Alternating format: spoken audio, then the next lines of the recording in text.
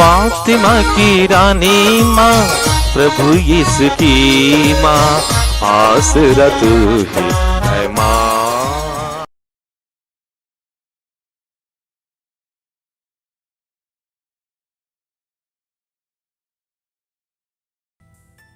पहला पाठ नबी ईसायास का ग्रंथ, अध्याय 7, पद संख्याएं 10 से 14 तक। प्रभु ने फिर आकाश से कहा, चाहे अधोलोक की गहराई से हो, चाहे आकाश की ऊंचाई से, अपने प्रभु ईश्वर से अपने लिए एक चिन्ह मांगो। आकाश ने उत्तर दिया, जी नहीं, मैं प्रभु की परीक्षा नहीं लूंगा। इस पर उसने कहा, हे दाऊद के वंश, मेरी बात सुनो। क्या मनुष्यों को तंग करना तुम्हारे लिए पर्याप्त नहीं है, जो तुम ईश्वर के धैर्य की भी परीक्षा लेना चाहते हो? प्रभु स्वयं तुम्हें एक चिन्ह देगा, और वह यह है, एक कुंवारी गर्भवती है। वह एक पुत्र को प्रसव करेगी, और वह उसका नाम इम्मानुएल रखेगी, जिसका अर्थ है प्रभु हमारे साथ है। प्रभु की वाणी। ईश्वर को धन्यवाद। भजन अनुवाक्य। प्रभु प्रवेश करे, वह महिमा का ईश्वर है। प्रभु प्रवेश करे, वह महिमा का ईश्वर है। पृथ्वी और जो कुछ उसमें है, संसार और उसके निवासी, यह सब प्रभु का है, क्योंकि उसी ने समुद्र पर उसकी नींव डाली है। प्रभु ने जल पर उसे स्थापित किया है। अनुवाक्य। प्रभु प्रवेश करे, वह महिमा का ईश्वर है। प्रभु प्रवेश करे, वह महिमा का ईश्वर है। प्रभु के पर्वत पर कौन चढ़ेगा? उसके मंदिर में कौन रहने पाएगा? वही जिसके हाथ निर्दोष हैं, जिसका हृदय निर्मल है, और जिसका मन असार संसार में नहीं रमता। अनुवाक्य। प्रभु प्रवेश करे, वह महिमा का ईश्वर है। प्रभु प्रवेश करे, वह महिमा का ईश्वर है। उसी को प्रभु की आशीष प्राप्त होगी, वही अपने मुक्तिदाता ईश्वर से पुरस्कार पाएगा। वह उन लोगों के सदृश है जो प्रभु की खोज में लगे रहते हैं, जो याकूब के ईश्वर के दर्शनों के लिए तरसते हैं। अनुवाक्य। प्रभु प्रवेश करे, वह महिमा का ईश्वर है।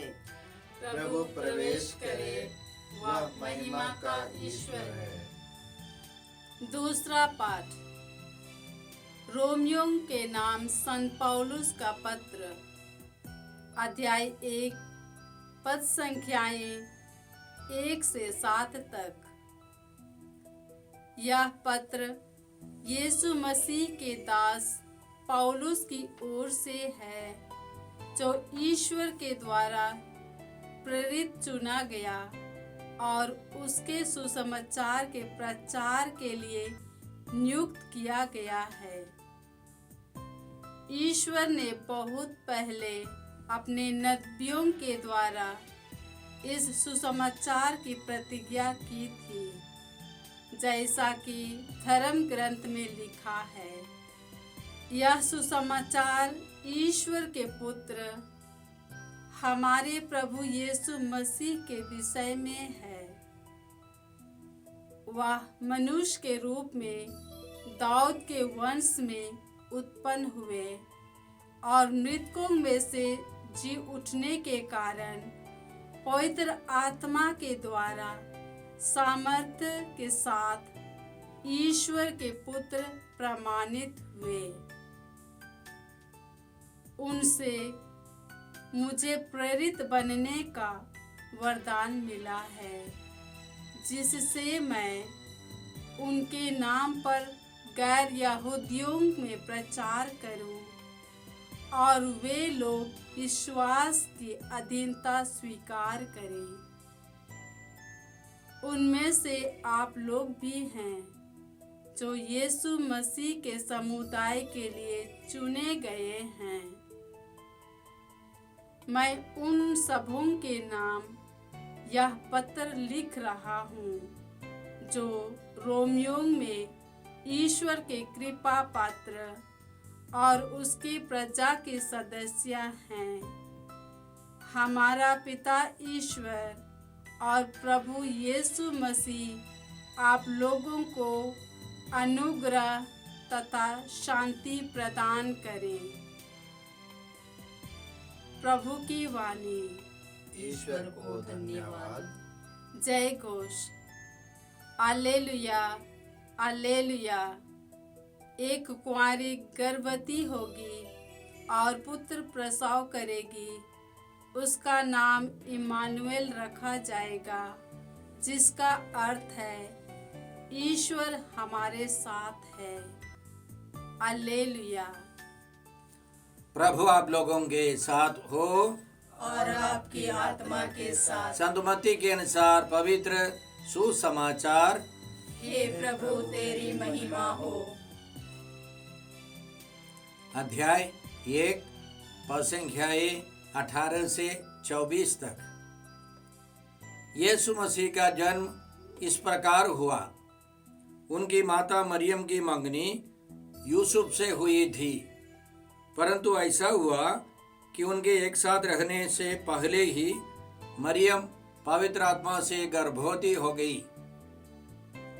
उसका पति यूसुफ चुपके से उसका परित्याग करने की सोच रहा था, क्योंकि वह धर्मी था और मरियम को बदनाम नहीं करना चाहता था। वह इस प्रकार विचार कर ही रहा था कि उसे स्वप्न में प्रभु का दूत यह कहते दिखाई दिया, यूसुफ दाऊद की संतान, अपनी पत्नी मरियम को अपने यहाँ लाने में नहीं डरे, क्योंकि उनके जो गर्भ है वह पवित्र आत्मा से है। वे पुत्र प्रसव करेंगी और आप उनका नाम यीशु रखेंगे, क्योंकि वे अपने लोगों को उनके पापों से मुक्त करेंगे। यह सब इसलिए हुआ कि नबी के मुख से प्रभु ने जो कहा था वह पूरा हो जाए। देखो, एक कुंवारी गर्भवती होगी और पुत्र प्रसव करेगी और उसका नाम इम्मानुएल रखा जाएगा, जिसका अर्थ है ईश्वर हमारे साथ है। यूसुफ नींद से उठकर प्रभु की आज्ञा अनुसार अपनी पत्नी को अपने यहाँ ले आया। प्रभु का सुसमाचार। हे क्रिस्त तेरी स्तुति हो। जय यीशु क्रिस्त में प्रिय भाई और बहनों, आज का पहला पाठ नबी यशायाह के ग्रंथ से है। अध्याय 7 पद संख्याएं 14 से। ईश्वर ने नबी के द्वारा भविष्यवाणी की, एक कुंवारी गर्भवती है, वह एक पुत्र को प्रसव करेगी और वह उसका नाम इम्मानुएल रखेगी, जिसका मतलब है ईश्वर हमारे साथ है। हम जानते हैं कि यह भविष्यवाणी यीशु मसीह में पूरी हो गई है। हम यह भी जानते हैं कि जो किसी स्त्री से जो पहला बच्चा जन्म लेता है वो महिला कुंवारी थी, इसमें कोई बड़ी बात नहीं है। लेकिन महत्वपूर्ण बात यह है कि यीशु मसीह इम्मानुएल ईश्वर हमारे साथ बनकर के आए हैं। हमारे बीच में जो पहले बच्चे हैं वे इम्मानुएल नहीं है, वे मनुष्य के बच्चे हैं। यीशु मसीह ईश्वर के पुत्र हमारे बीच में आए हैं। हम इस महान योजना के लिए, ईश्वर की योजना के लिए धन्यवाद देते हैं। आज का दूसरा पाठ रोमियों के नाम पत्र से है, अध्याय 1 पद संख्या 1 से 7 तक। इसमें संत पौलुस रोम की कलीसिया को समझाते हैं कि यीशु मसीह का सुसमाचार क्या है। उनका कहना है, यीशु मसीह मनुष्य के रूप में दाऊद के वंश में उत्पन्न हुए और मृतकों में से जी उठने के कारण पवित्र आत्मा द्वारा सामर्थ्य के साथ ईश्वर के पुत्र प्रमाणित हुए। यही है सुसमाचार। एक शब्द में हम कह सकते हैं, यीशु ही सुसमाचार है।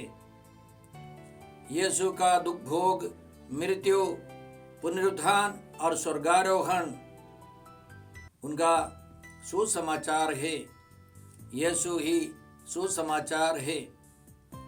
और संत पौलुस का कहना है, वे उस सुसमाचार के सेवक के रूप में चुने गए हैं और यह सुसमाचार सबों के लिए हैं। रोम की कलीसिया के लिए, अन्य सभी कलीसियाओं के लिए यह सुसमाचार है।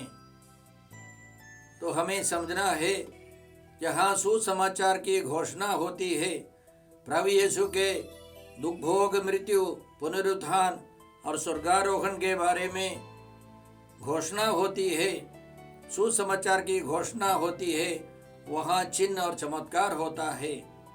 वहाँ पवित्र आत्मा उतर आता है, रोगी चंगे हो जाते हैं, शैतानी बंधन खुल जाते हैं, सभी प्रकार के बंधन खुल जाते हैं। और न केवल संत पौलुस को, हम सबों को यह सुसमाचार दूसरों तक पहुंचाना है। आज के सुसमाचार में 2 महत्वपूर्ण व्यक्तियों के बारे में है। सबसे पहले हम संत योसेफ के बारे में सुनते हैं। संत मत्ती का कहना है, वे धर्मी थे। उनको मालूम हो गया कि उनकी पत्नी एक साथ रहने के पहले ही गर्भवती होगी, पवित्र आत्मा से गर्भवती होगी। और योसेफ माता मरियम को बदनाम करना नहीं चाहते थे। विधि विवरण ग्रंथ अध्याय 22 के 21वें वचन में जो कन्या विवाह के पहले गर्भवती हो जाती है, उसको कैसे दंड देना है, इसका वर्णन है। हम लोग इस प्रकार पढ़ते हैं, उस लड़की को उसके पिता के घर के द्वार ले जाया जाए और उस नगर के पुरुष उसे पत्थरों से मार डाले, क्योंकि उसने इस्राएल में घृणित काम किया है। उसने अपने पिता के घर में रहते ही व्यभिचार किया है। तुम अपने बीच से यह बुराई दूर करोगे। तो संत योसेफ को मालूम था कि मरियम पत्थरों से मारी जाएगी और उनके पूरे परिवार को, खानदान को बदनाम होगा। वह धर्मी व्यक्ति यह फैसला करते हैं कि मरियम को चुपके से मैं त्याग दूंगा, छोड़ दूंगा। लेकिन ईश्वर ने अपने दूत को भेजकर संत योसेफ को सांत्वना दी, ढारस बंधाया और कहा कि डरने की कोई जरूरत नहीं है। उनका जो गर्भ है पवित्र आत्मा से है। इसके अलावा माता मरियम एक पुत्र को प्रसव करेंगी और यूसुफ का फर्ज है उनका नाम देना। यीशु नाम देकर उनको इस्राएल के सदस्य के रूप में स्वीकार करना है। और सरदूत ने यह भी समझाया कि यीशु नाम का मतलब क्या है। यीशु अपने लोगों को उनके पापों से मुक्त करेंगे। यीशु मुक्ति देने के लिए आने वाले हैं। और संत योसेफ ने इन वचनों पर विश्वास किया। उन्होंने अपनी पत्नी को सहर्ष स्वीकार किया, ईश्वर की इच्छा के अनुसार अपनी पत्नी को स्वीकार किया। तो इन महान संत से हम क्या सीखें? सबसे पहले हमको पवित्र जीवन बिताना है, हमें ईश्वर की आज्ञाओं का पालन करना है। हमारा फर्ज है कि हम दूसरों को बदनाम ना करें, दूसरों की अच्छाई के लिए काम करें। किसी को बदनाम करना हमारा काम नहीं है। हमें पवित्र जीवन बिताते हुए दूसरों की सहायता करनी है, उनको सुरक्षित रखना है। हम जानते हैं आगे भी संत योसेफ ने ईमानदारी से कार्य किया, प्रभु की योजना की पूर्ति के लिए उन्होंने अपना योगदान दिया है। हम सबों को भी विषम परिस्थिति में ईश्वर की बात माननी है, ईश्वर का वचन पढ़कर हमको सांत्वना पानी है। हम दीन दुखियों की सेवा करें, उनकी रक्षा करें। हाल ही में मैं एक प्रचारक का प्रवचन सुन रहा था। एक महिला व्यभिचार में पकड़ी गई। यीशु यरूशलेम मंदिर में थे। लोगों ने यीशु से पूछा, मूसा के नियम के अनुसार इसको पत्थरों से मारना है, मार डालना है, आपकी राय क्या है? यीशु ने झुककर भूमि पर लिखा। यीशु लिखते रहे तो उन्होंने फिर आग्रह किया, तो यीशु ने सिर उठाकर बताया, तुम में जो निष्पाप हो वह पहले पत्थर मारे। फिर यीशु ने लिखा। उनका कहना है, यीशु ने क्या लिखा? यीशु ने लिखा होगा, संत योसेफ, मेरे एक पालक पिता है जिसने अपनी पत्नी को बदनाम करना नहीं चाहा, उनकी रक्षा की है। हालांकि ऐसे नियम है कि मेरे पालक पिता ने अपनी पत्नी को सहर्ष स्वीकार किया, उनकी रक्षा की है और वे लज्जित होकर के सब चले गए। इसलिए यीशु ऐसी स्त्रियों की रक्षा करते थे। आज के सुसमाचार के दूसरा महत्वपूर्ण व्यक्ति है प्रभु यीशु मसीह। यीशु मसीह हमारे पापों को मिटाने के लिए, हमें ईश्वर की संतान बनाने के लिए आए हैं। यीशु के अलावा इस दुनिया में कोई भी हमको मुक्त नहीं कर सकता है। यीशु ही एकमात्र मुक्तिदाता है। यीशु ही प्रभु है। यीशु ही ईश्वर का पुत्र है। यीशु ने कहा, मार्ग, सत्य और जीवन मैं हूँ, मुझसे होकर गए बिना कोई पिता के पास नहीं आ सकता। यीशु ही रास्ता है, एकमात्र रास्ता है, एकमात्र जीवन है, एकमात्र सत्य है। इसी सच्चाई पर संत पेतरुस ने, पौलुस ने, अन्य शिष्यों ने विश्वास किया। इसलिए हम लोग पढ़ते हैं प्रेरित चरित्र अध्याय 4 में प्रसंज्ञा 12 में संत पेतरुस इसी तरह लोगों को समझाते हैं, किसी दूसरे व्यक्ति द्वारा मुक्ति नहीं मिल सकती, क्योंकि समस्त संसार में यीशु नाम के सिवा मनुष्यों को कोई दूसरा नाम नहीं दिया गया है जिसके द्वारा हमें मुक्ति मिल सकती है। प्रभु यीशु के अलावा कोई भी व्यक्ति हमको मुक्ति नहीं दे सकता है। आज हम लोग आगमन के चौथे सप्ताह में प्रवेश करते हैं और इस सप्ताह में हम लोग चौथी मोमबत्ती जलाकर शांति के लिए प्रार्थना करते हैं। इस मोमबत्ती को, चौथी मोमबत्ती को हम लोग स्वर्गदूतों की मोमबत्ती भी कहते हैं, क्योंकि यीशु के जन्म के अवसर पर गडेरियों ने स्वर्गदूतों का संगीत सुना। सर्वोच्च स्वर्ग में ईश्वर की महिमा प्रकट हो और पृथ्वी पर उसके कृपा पात्रों को शांति मिले। तो प्रभु यीशु शांति लेकर आए हैं। इस आगमन काल में, इस चौथे सप्ताह में हम लोग शांति के लिए प्रार्थना करें। हर परिस्थिति में हमारे दिल में शांति हो। हमारा प्रभु यीशु शांति के राजा हैं। संत योसेफ पवित्र कलीसिया के संरक्षक हैं। वे हमारे परिवारों की रक्षा करते हैं।